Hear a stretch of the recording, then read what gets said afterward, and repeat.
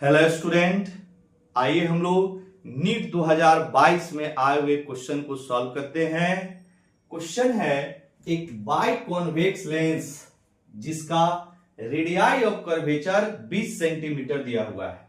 मतलब अगर हम लोग यहां पर एक बाइकॉन्वेक्स लेंस ले तो इसकी रेडियस ऑफ कर्वेचर जो होगा वह आपका सेम होगा। क्लियर? बाइकॉन्वेक्स लेंस का मतलब है कि दोनों जो आपका रेडियस ऑफ कर्वेचर होगा वह आपका इक्वल होगा।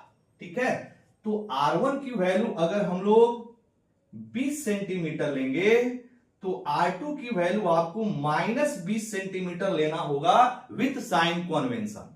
मतलब R1 और R2 की जो मैग्नीट्यूड होगी वो सेम होगी, लेकिन हम लोग यहां पर साइन कन्वेंशन यूज करके लिखेंगे। क्यों?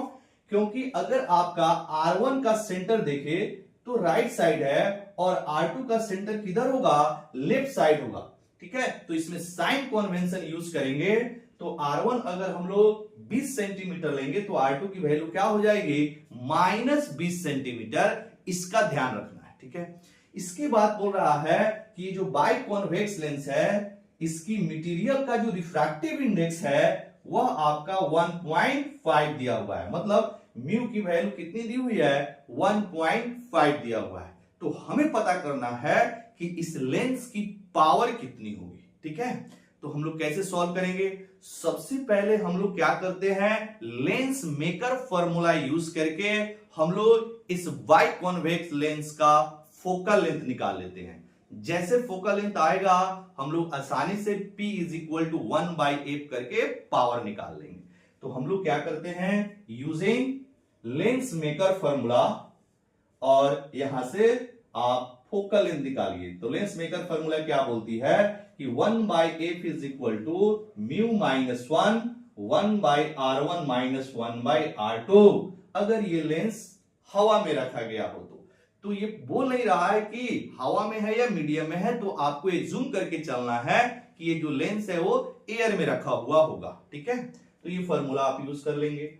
अब यहां पर लिख देंगे 1/f = म्यू की वैल्यू 1.5 - 1 इंटू 1/20 माइनस ऑफ -1/20। तो माइनस माइनस क्या हो जाएगा, यहां पर प्लस हो जाएगा, क्योंकि R2 की वैल्यू ऐसे आप देख लीजिए कि माइनस और यहां पे माइनस रहेगा तो ये माइनस माइनस क्या हो जाएगा, प्लस हो जाएगा। मैं यहां डायरेक्ट लिख दे रहा है। ठीक है, अब सॉल्व करेंगे तो 1/f = ये हो जाएगा 0.5 इंटू 2/20। 1/20 प्लस 1/20 = 2/20। इसको सॉल्व करेंगे तो ये 1/20 हो गया।